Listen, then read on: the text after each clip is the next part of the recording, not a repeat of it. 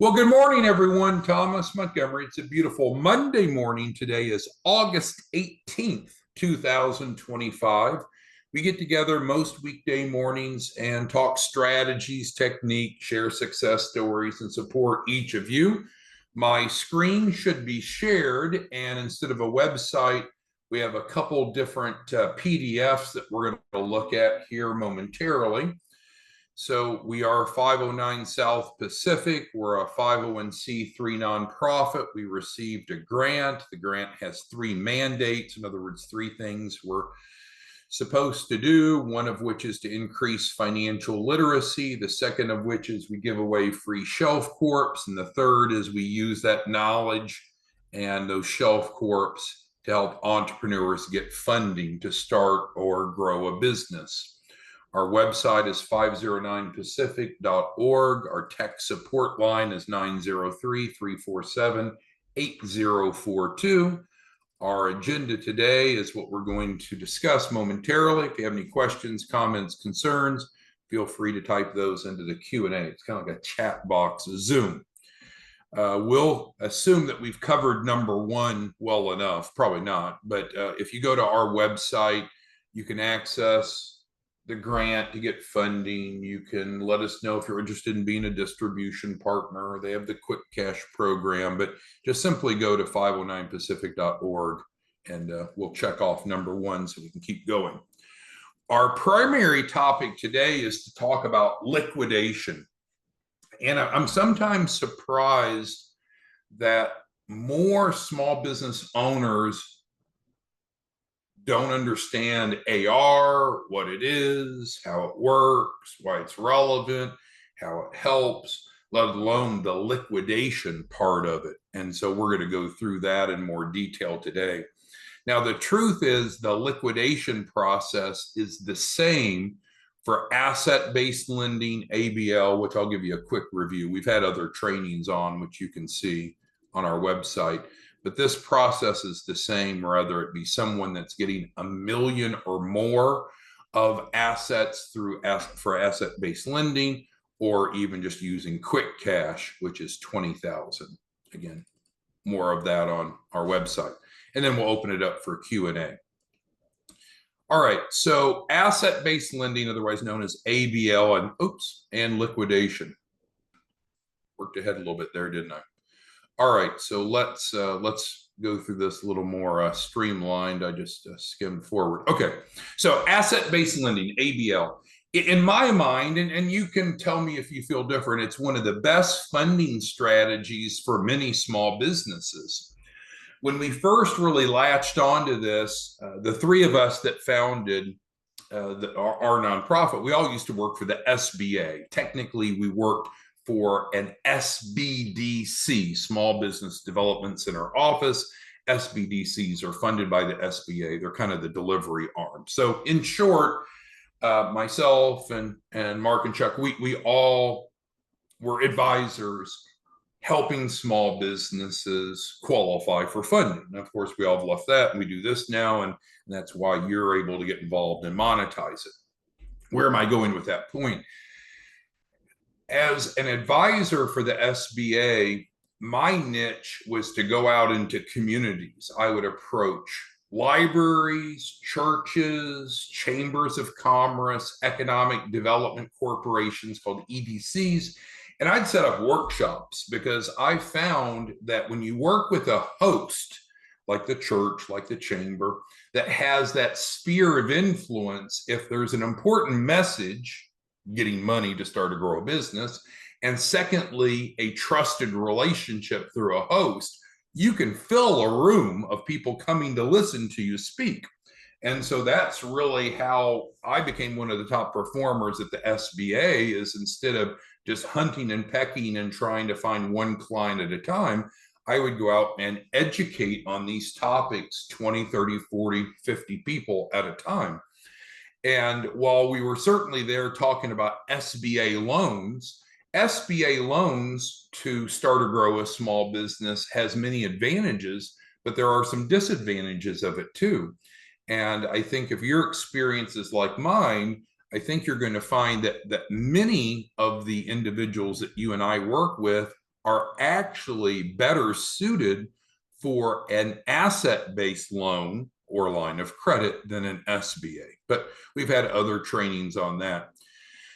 The reason that I bring up ABL when we're here to talk about liquidation is we're transferring to the client assets, real assets. And so again, it's hard for me to imagine small business owners that haven't at least taken accounting 101, but I know not all of them have. So if we get it down to the most basics, assets are things that the business owns, and then liabilities are the obligation that the business owes, O-W-E-S. So we're talking about assets, what the business owns.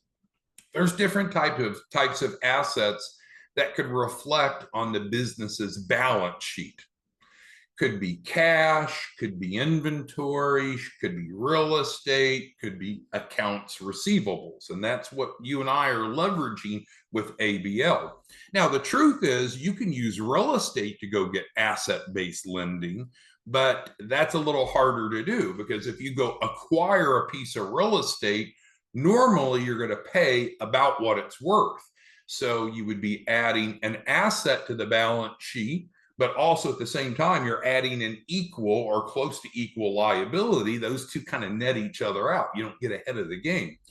But when we transfer accounts receivables, we transfer them for a penny on the dollar. So over on the left-hand side on the assets, we go up $1 million in assets. But on the liability side, we're only going up just a little smidget, 10,000, which is 1% of a million. So that imbalance works remarkably well for the client. And that's in just what allows the asset-based lending to work. Well, we're not really here today to talk more about asset-based lending. I think we've covered it well, and there's more training on our website. But I want to focus in on the back end, the liquidation. So as the second paragraph states, in addition to the client getting business funding, so it's so important that you see this, let's call it buckets of money, just to simplify. So if you have a client that's using asset-based lending, they're getting 2 buckets of money. The first bucket that they get is the loan, which is expected to be paid back because that's how loans work. But that's normally what they're coming to you and I for. They want to access capital to start or grow business, and normally it's through a loan. So ABL is a type of a loan. It doesn't need to be repaid. The second bucket of money, the second economic benefit, is that we can turn around and liquidate that AR. So for ABL, the smallest increment will normally go in as $1 million. It can be more, but that's the smallest. So again, just looking at these 2 buckets of money that the client gets, the first bucket they get would be the $1 million loan, or it could be a line of credit, as we talked about before. Fine, that's one bucket, set it aside. Now let's turn to the second bucket. What's the second bucket? They really have $1 million of accounts receivable. So that means it's money owed, called debtors. Debtors actually owe the client money. So it's not that the client owes more. The client owes for the first bucket, the $1 million, but the second bucket is money that's coming into the client. And if we work this out well, as it's orchestrated, as it's planned, we have enough money coming in from the debtors paying the client, who's the creditor, to be able to satisfy the payments for the first bucket. But to have that happen isn't just because we want it to happen or hope or pray that it happens. We need to liquidate the accounts receivable. So right now we're talking about the second bucket, not the first bucket. The first bucket's real easy to understand. We get the client qualified, they borrow $1 million, they have $1 million. There's no mystery to that, but let's push that bucket away. That's not what we're talking about today. The second bucket is where we're putting money into it every month, every week, hopefully every day, money coming into the client. Where does that come from?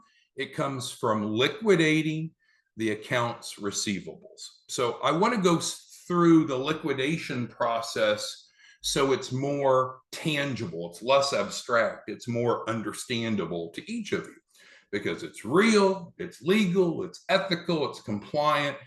But again, I realize sometimes we need to bring our conversation down, make it a little more basic because not everyone has the knowledge, the education, the sophistication that you and I have. Okay, so we're going to look at the liquidation process. So let's take a step by step from the ground floor. Where does the liquidation process start? And again, we're talking about the second bucket, not the first bucket, second bucket only. Well, first we need to assign debt to a client. Well, why do we need to do that? Well, if we don't assign the debt to the client, it's not theirs. It's not on their financials. It's not their asset. Their balance sheet isn't strong enough for ABL. It's not theirs. So we need to move it from us to them. And we do that legally and ethically through an assignment. And if you've not seen that, let us know. There's two types of assignments. There's those when we're doing the ABL, which is normally in $1 million increments.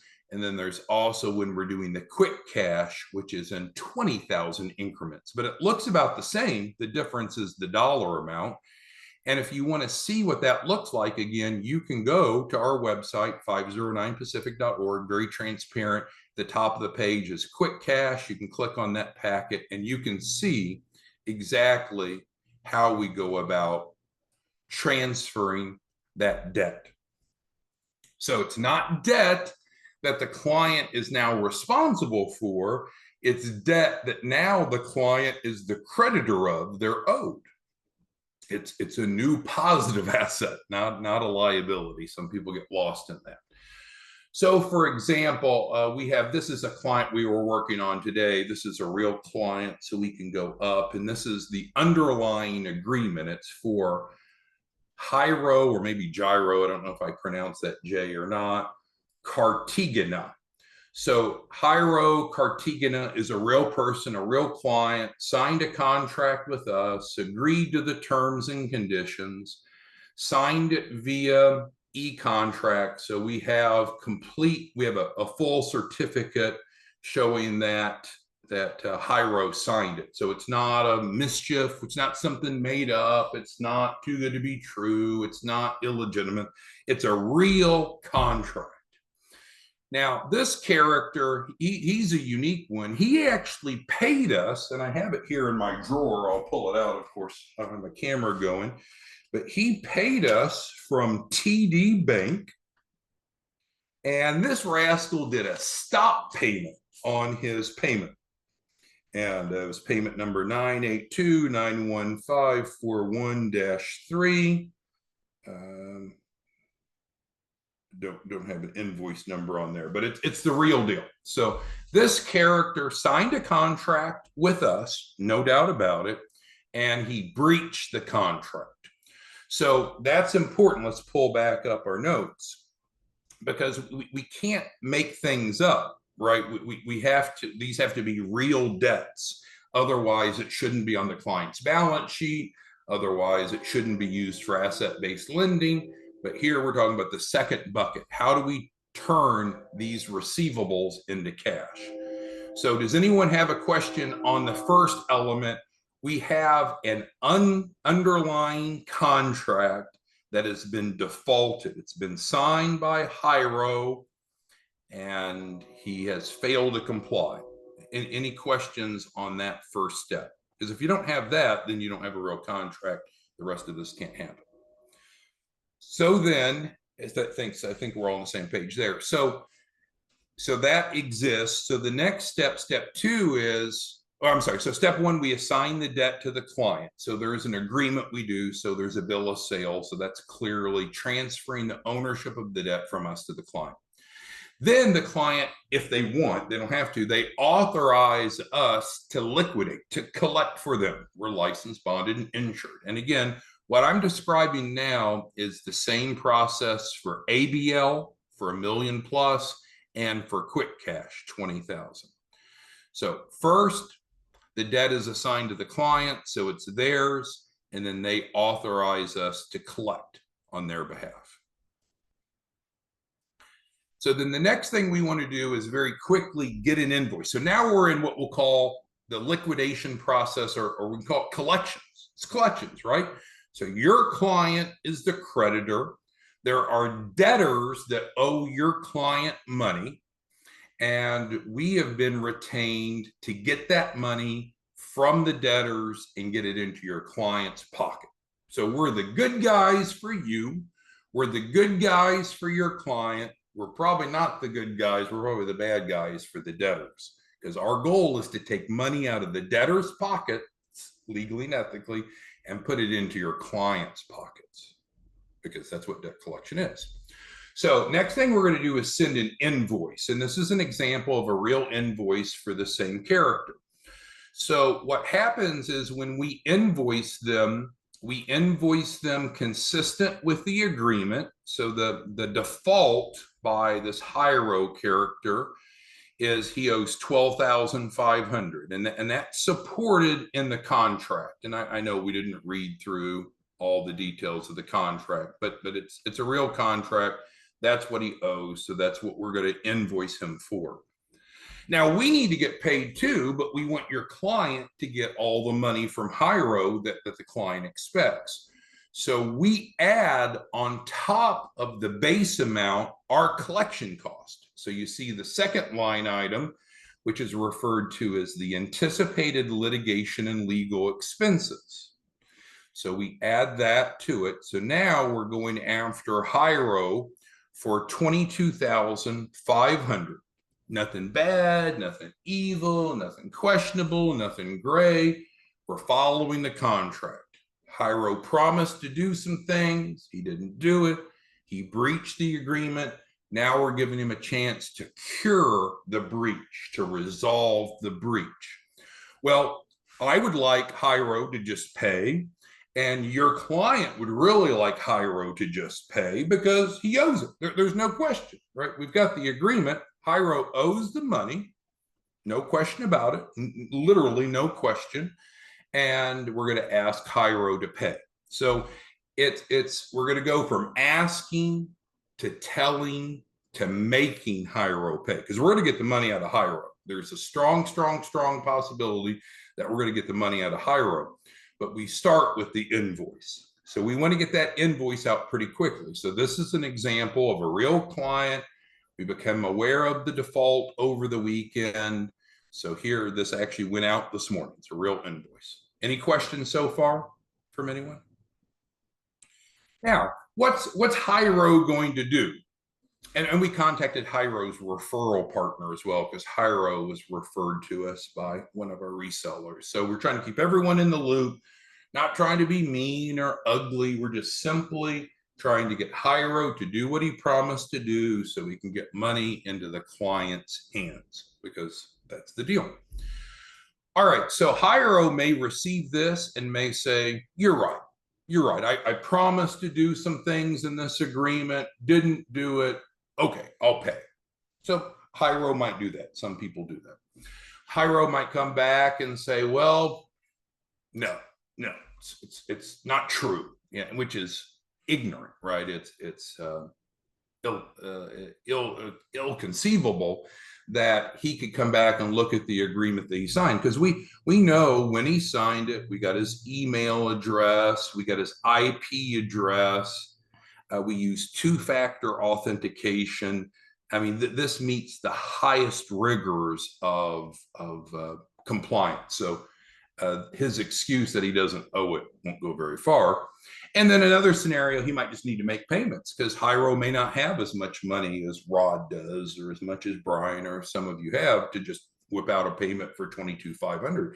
So it may be that Hiro will have to make payments to get the client, the creditor, made whole.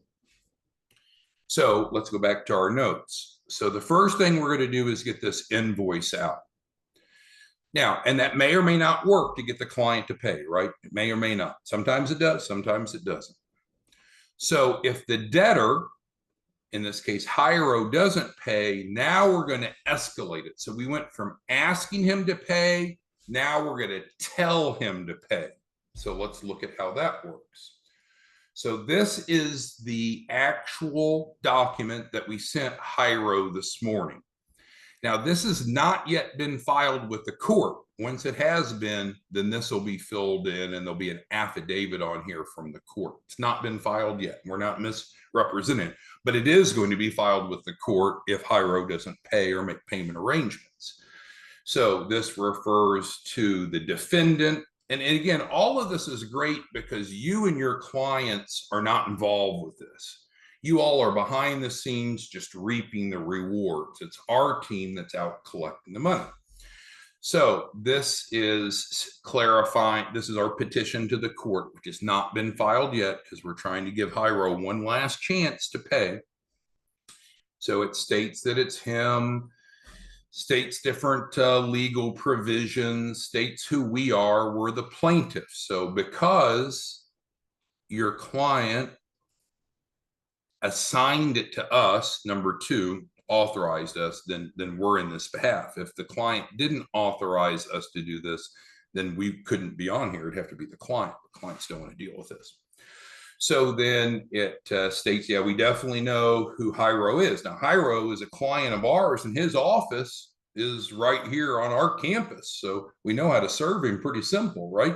He's just 30 feet away from us, his office. We know who he is. We know his social security number, date of birth, and all of that. It goes on to say that, yes, we're filing in the right venue.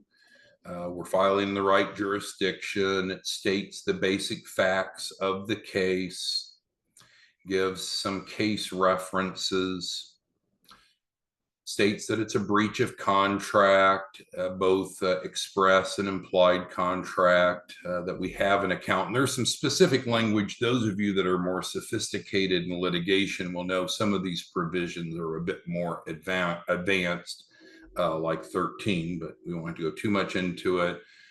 That this rascal unjustly enriched himself, so he's a bad person. We have the ability to collect reasonable necessary legal fees, which remember we added on here. Pre-judgment, post-judgment interest. Clients fail to pay, even though we've tried to get them to pay. Initial disclosures, and then a prayer. And I know that may sound weird, but that's normal language in a petition submitted by us. So we file this over at the courthouse if that rascal hasn't paid yet, or at least agreed to make payments. All right, so let's move on then. So each of these instances is an opportunity for Hyro to pay. He owes the money. He owes the money. There's no argument. It's a breach of contract. So he can either pay willingly or pay unwillingly. And I'll get to how that works in a moment. So first, the invoice is sent in summary. Showed you that here. And then, when we send the invoice, normally we'll attach a copy of the agreement so they can't say, oh, I don't know what you're talking about. Because we don't want there to be confusion. And then if they don't pay off the invoice, then we say, okay, well, we're going to sue if you don't pay. And we can only make this threat because we will sue if they don't pay. And then if they still don't pay, then we file the lawsuit. So with that, we're going to win the lawsuit 99.99999 times because it's a breach of contract. And so then what we do now, which we hadn't always done, which makes this much more powerful, is we get a legal receivership. So before I describe it, I'm going to ask, how many of you are familiar with legal receiverships? We have 555 of you on all fives. Any of you familiar with legal receiverships? It's one of the most important elements of debt collection, but a lot of people aren't aware with it. Okay, so let's go ahead and take a look at what a legal receivership is. So Texas courts, which we're filing this in Texas because it's the venue, it's the jurisdiction. And so under Texas law, we have the authority to appoint a post-judgment receiver. So this receiver comes in after we win the lawsuit. and it's authorized by Chapter 31 of the Texas Civil Practice and Remedies Code, as well as Rule 695 of the Rules of Civil Procedure. So in brief, a receivership is a separate law firm that we work with, and they specialize in this. This meaning not debt collection in a general sense. They focus on, once we have won in court, we have a judgment, then we get the law firm, this other law firm, appointed by the court. So they don't work for us, they don't work for you, they don't work for the client, they work for the court. And guess what their job is? To go collect that money from the debtor. So then you might say, well, that sounds pretty damn good. If they're appointed by the court, I bet they've got some power because they're court appointed. That's right. That's right. And then you might ask, well, who's going to pay them, right? That's added on top. So it's amazing. If Hiro were smart, I don't want to say that because I'm not trying to demean him, but if Hiro were smart, he wouldn't let this keep progressing, because what's happened? Number one, he could have just participated, but he didn't. So now he's defaulted. He could have participated and not incurred these legal fees by us. And then on top of all of this comes the receivership fees, which are on top of it. Well, what does the receiver do? These receivers, these law firms appointed by the court, that's obviously very powerful, are experts at finding the money. So does Hiro have a job? Can his pay be garnished? Does he have non-exempt assets? Does he have real estate? And we can go see if he has real estate. Let's go back and see. Yeah, he has real estate. So we can at least get a lien against his, sorry, I'm highlighting too much. We can at least get a lien against his mortgage, but maybe we can force the sale. And again, debt collection can be ugly, but we're the good guys working for you. We're the good guys working for your clients, who are the creditors. I realize we may not look like the good guys from the debtor's perspective, but the debtor owes your client money, and your client wants us to get the client their money. All right, a little bit more on receivership. So Texas courts have upheld post-judgment receiverships in cases where debtors have demonstrated a pattern of non-compliance. In Santee Benez versus Weir, McMahon and Company from back in 1997, the court affirmed the appointment of a receiver to collect a judgment, emphasizing that receiverships serve as an equitable remedy to prevent debtors from frustrating the collection efforts. So my goal today is to help you understand what happens from that second bucket, not the first bucket of clients borrowing money, but in terms of what do we do as a licensed, bonded, and insured collection agency to help clients collect the money that's owed to them. So we have the defaulted agreements that are unquestionably written, agreed to, and breached. We kindly just invoice the client, the debtor, and say, hey, you owe, would you like to pay? Would you like to work out some payment arrangements? Let's just make it easy for everyone. If not, then we draft up the lawsuit. And then if they still don't pay or make payment arrangements, we file the lawsuit. And then with that, then we go to the receivership. So questions, comments, concerns on the litigation process. We got several Charles, 3 Charles on actually, but one of the Charles mentions, yeah. So this process has evolved. It's improved. We've continued to build our knowledge and capabilities. We've recently added number 6, which is important because we were getting judgments left and right, but sometimes it's hard to get people to pay, even though you have a judgment against them. What we were missing in our arsenal before were the receiverships. These people are fucking dogs. They don't care who likes it. They're going to follow the law, of course, nothing gray, but they don't care about popular attention. They're going to go because they're paid off of the money they collected. So these are amazingly impressive, aggressive attorneys. So with that being said, this is relevant for clients that want business funding through ABL, which I believe in most cases, asset-based lending is probably about what 9 out of 10 of your clients would prefer if they were properly educated, because it allows them to get a larger amount with less underwriting. And then also for individuals that simply need an influx of 20,000 of QuickCash, then we can transfer that 20,000 over to them of AR in 24 hours and then liquidate. All right, so let's see what questions, comments, concerns you all have. We're on number 3.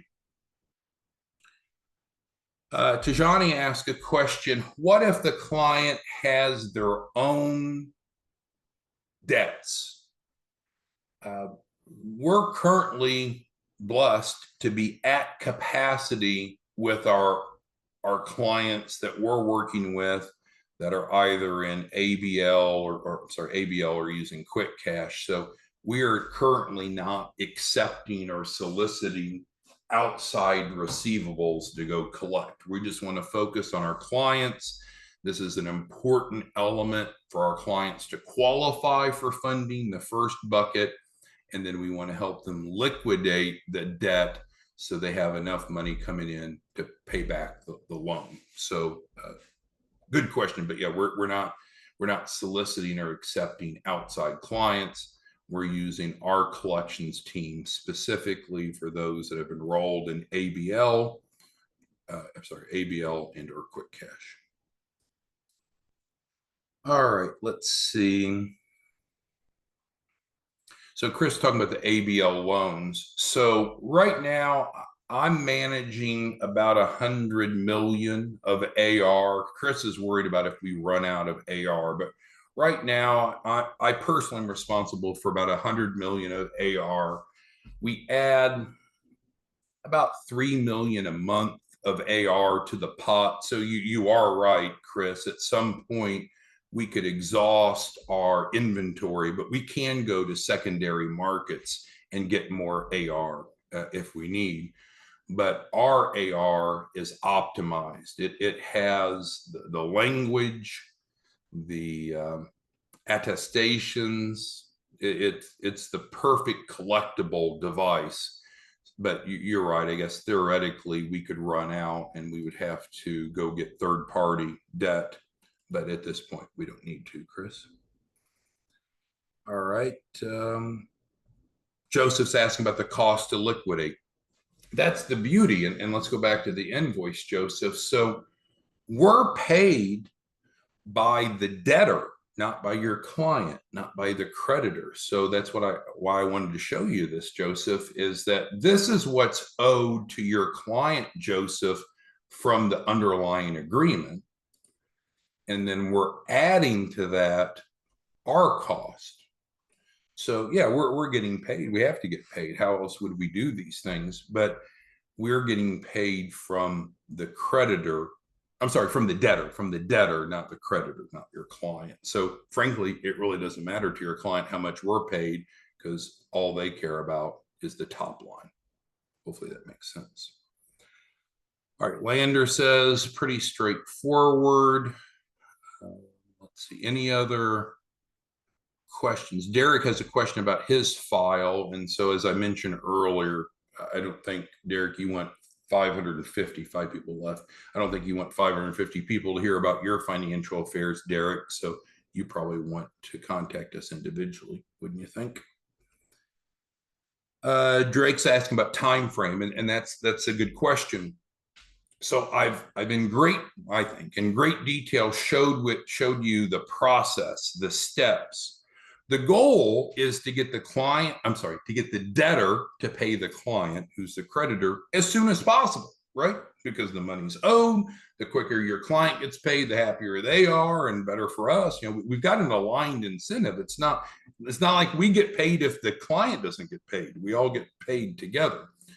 But as far as when will the debtor pay? Well, I've showed you the key triggers. The first thing is we invoice them to put them on notice, and they should already know they owe the money, right? This guy Hyro, he signed the contract. He knows he signed it, and he signed it back. Let's see, when did he sign the contract? He signed it. Where did he signed it June 30th, 2025 at 10:17. So Hyro's not a fool, right? So he should know that he owes it, but he didn't comply. So he didn't breach it at this point. This is when he first entered into the agreement. Then we notified him that he breached it as of today. And we'll then see if he pays. We'll reach out to him, try to get him to pay, reach out to his referral source, encourage them to try to get him to pay. If not, then again, we'll go through the steps. So there is no crystal ball to know which trigger, but most people like you and I, we pay our bills, right? If we owe something and we've overlooked it, if we become aware of it, we pay it. That's the normal thing to do in our society as business owners. So a lot of people, they'll just get that invoice and they'll say, oh shit, sorry about that, overlooked it, don't want trouble, what can we do? But if not, then we then tell them to pay, and then if not, we'll sue them. But again, it gets increasingly expensive, right? It doesn't make sense for them to slow pay us. So let's go back and look at their contract. There are late fees that are added. So the longer that the debtor drags their feet, the more that they're going to owe. And let's see if I can quickly find that. There's a $50 a day late fee. That's not meant to be punitive, but you're right, Drake. Some people, they don't pay their bills, and if you don't give them some consequence of why they should pay it, they might continue to not pay it. But somewhere in here, there is the late fee. And I'll point it out. But yeah, if you think about the late fees, and I think that's the point that Denver's bringing up, man, let them slow pay, because every day the amount that they owe goes up $50. Sorry, I got to have more time to find that than on the fly. But the late fees are $50 a day, $1,500 a month, $18,000 a year. So yeah, you'd rather them pay your client sooner than later, but frankly, they're just digging a deeper and deeper hole, right? So it just doesn't make sense for someone to slow pay. All right. Well, I think we covered a lot and we've ran long. If you need additional assistance, I'd recommend visit our website, 509pacific.org, or you can text us. We'll be back tomorrow morning. We won't have a training on Wednesday, by the way, but we'll have a training tomorrow. Let us know if there's anything that we can help you with. Hopefully this helps you better understand the liquidation process. Have a good day. Talk to you soon. Bye.